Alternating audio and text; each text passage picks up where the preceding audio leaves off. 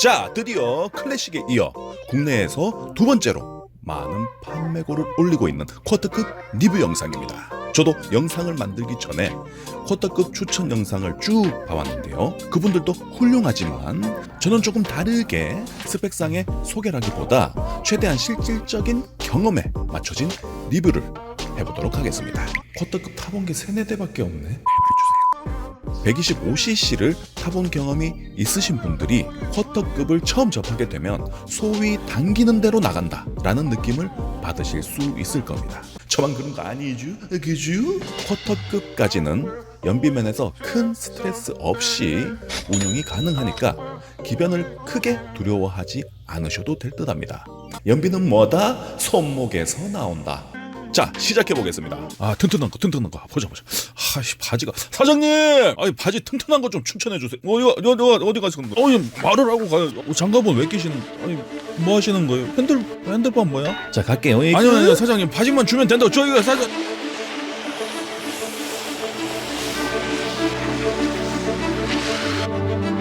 뭐 이 정도랄까? 15만 원 주고 이렇게 앉아주는 거 나와보라 그래. 없어. 유로 안전기준 캡 사보라고 입어봐. 없으로. 전 세계 바이크 브랜드 중 기술력 집약으로 둘째가라면 싸대기 빵꾸 나는 혼다사의 CB300R입니다. 유럽의 기술을 카피해서 자기 것으로 소화하는 능력과 개인은 사회 속의 부품으로 기능해야 하는 일본 풍토상 뭐 하나 모난 곳 없이 튀지 않게 하지만 실속 있게 제품 하나는 끝내주게 만드는 일본 내 탑 오브 탑. 혼다의 라인업이라서 그런지 달릴 때는 시원하게 속도도 뽑아주고 그에 딱 걸맞는 차체 밸런스까지 초속의 모델이지만 완성도는 일단 최고라고 말할 수 있습니다. 자, 디테일로 들어가서 출력면에서 심심하다는 여론이 많은데요. 제 기준으로는 반은 맞고 반은 틀렸습니다. 혼다입니다. 혼다. 비슷한 시기에 출시된 750cc 직렬 2기통 엔진만 봐도 알 수 있듯이 밸런스는 기본으로 깔고 그 안에 최대한의 재미를 끌어올리겠다라는 포부를 느낄 수 있습니다.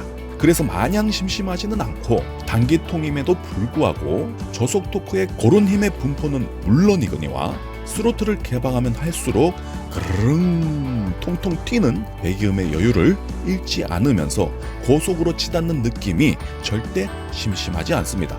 물론 적응이 끝나면 고 RPM 방방 돌려가면서 타다가 좀 심심하다 라고 생각할 수는 있겠지만 바로 그것이 밸런스 좋은 바이크들의 특징이라 할 수 있습니다.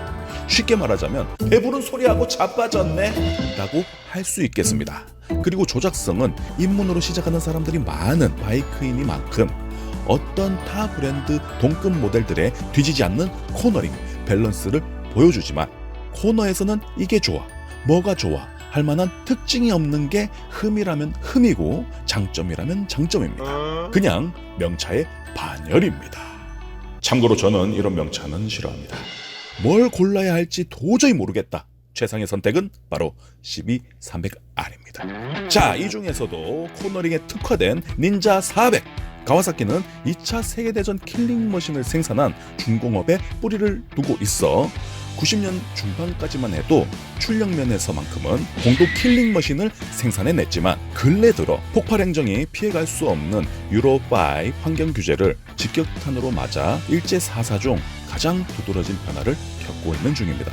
쿼터급의 시료에 맞게 생산 단가가 낮은 직렬 2기통에 좋은 연비까지 그리고 출력에 대한 프라이드가 가장 강한 가와사키이기에 스펙상의 출력은 최고로 뽑아 넣었습니다. 그래서 트랙 다니시는 라이더 분들의 최애 MR이기도 하지만 엔진의 여유, 달리는 맛에 큰 영향을 끼치는 고동감을 놓쳐버려 순정배기 기준입니다. 스로틀을 쭉 당기고 있어도 이게 달리고 있는 건가? 좀 심심하네 싶을 정도의 단조로운 전기 모터 느낌을 받을 수 있죠. 하지만 속도는 빠르네. 희한하네. 그만큼 속도에 진심이고 과거 출력에 몰빵해서 집 나간 동체 성능을 현재는 제대로 잡아오긴 했습니다. 예를 들어 제가 타던 과거 닌자 400은 코너링은 거의 뭐 매달려도 안 넘어가는 수준이었죠. 그만큼 코너링에서는 따라올 자가 없다라고 단언할 수 있을 만큼 쉬우면서 극악무도한 뱅킹각을 초보자의 손으로도 이끌어낼 수 있는 장점이 있죠. 개인적으로 너무 재밌어서 직발 5분 타다가 코너만 20분이나 탔던 기억이 있네요. 결론, 닌자 400 타고 트랙 가는 이유가 있다. 코너링의 왕을 소개시켜드렸으니 이번엔 달리는 재미에 몰빵한 KTM 듀크 390입니다. 3달 동안 타면서 딱 기억에 남는 경험은 엔진에 시동이 걸린 후 얼마 안가 라지에이터 팬도 같이 돈다 라는 것입니다. 극악의 압축비와 고회전 세팅은 스로틀을 감으며 도시 정글을 요리조리 빠져나가는 확실한 재미를 선사하지만 반면 열에 대한 물리적 한계도 고스란히 안고 있습니다. 쭉 뻗은 도로를 만나면 엔진이 잘 식어서 좋긴 한데 풀스로틀 속도 160km로 1시간 이상 달려도 짱짱하지만 단기통을 혹사시키는 건 아닌가 하는 불안한 마음이 들고, 그렇다고 시내 주행만 하자니 팬이랑 엔진이 거의 같이 돌고 있으니 그것도 걱정. 뭐 듀크 390 하면 팬밖에 생각이 안 납니다, 솔직히. 듀크에 앉았을 때 이런 생각을 먼저 합니다. 오늘 또 팬을 최대한 안 돌려봐야지. 화이팅! 또 최근에 어드벤처 390이 출시됐죠. 적당한 임도를 탈 수 있어 좀 더 폭넓은 바운더리를 제공하지만 오지에서의 열 관리는 어떨까 또 궁금해지네요. 형제격인 허스크바나의 비트필렌 401도 좀 더 높은 가격으로 판매되고 있죠. 자세가 공격적이고 디자인이 잘 빠진 점이 장점이며 390 엔진을 탑재한 모델들의 달리는 재미는 단기통 쿼터급 중 가히 최고라 할 수 있겠습니다. 저는 이런 애들이 좋더라고요. 한 번을 타도 재미진 녀석들. 자, 이런 개성 또렷한 엔진을 가진 모델이 있는가 하면 반대로 특징이 없는 녀석도 있기 마련이죠. 바로 BMW G310R입니다. BMW가 인도 태국 생산품으로 쿼터급 시장에 뛰어들어 아시아 공장 생산품의 이미지를 많이 끌어올렸다고 생각합니다. 중국의 생산 라인을 갖춘 여러 메이저급 바이크 기업들이 2000년 중반부터 본격적으로 완제품을 생산하면서 약 20년이 지난 현재에는 계약 조건도 점점 중국에 유리한 방향으로 잡혀가고 있죠. 어디서 많이 봤다 싶은 엔진 프레임들이 중국 내수 시장에서 돌아다니고 있는 게 그 반증이라 할 수 있겠습니다. 그중 인도에서 생산된 G310 단기통 엔진은 BMW의 무난한 설계와 세팅을 가감없이 보여주고 있습니다.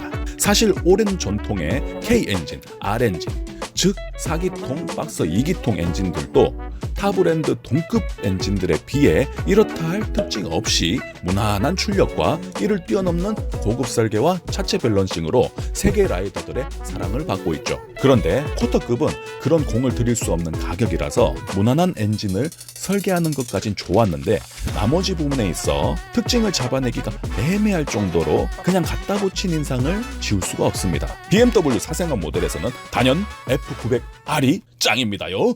끝! 자, 대망의 R3입니다. 국내에서 제일 많이 팔린 쿼터급이 아닌가 싶을 정도로 도로 위에서 쉽게 접할 수 있는 야마하텍 효자 기종이죠. 포도야님이 타고 계셔서 교육을 빌미로 한 번씩 타봤는데 일단 클러치감 어쩔입니다. 저 왜 이제 알았죠? 저도 바이크 경력 꽤 된다고 자부했는데 그 생각이 쏙 들어갈 만큼 클러치 출력판 입력판이 미트되는 시작점과 완전 미트되는 지점까지의 갭이 너무너무 짧아요. 물론 적응하면 괜찮겠지만 초보 입문자분들이 갑자기 대단해 보이는 마법, 이건 분명 차기 모델을 내놓으면서 개선되어야 할 점이라고 생각합니다. 포도야님께 20km 이하 반클러치로 차선 변경할 때 왜 그걸 못해?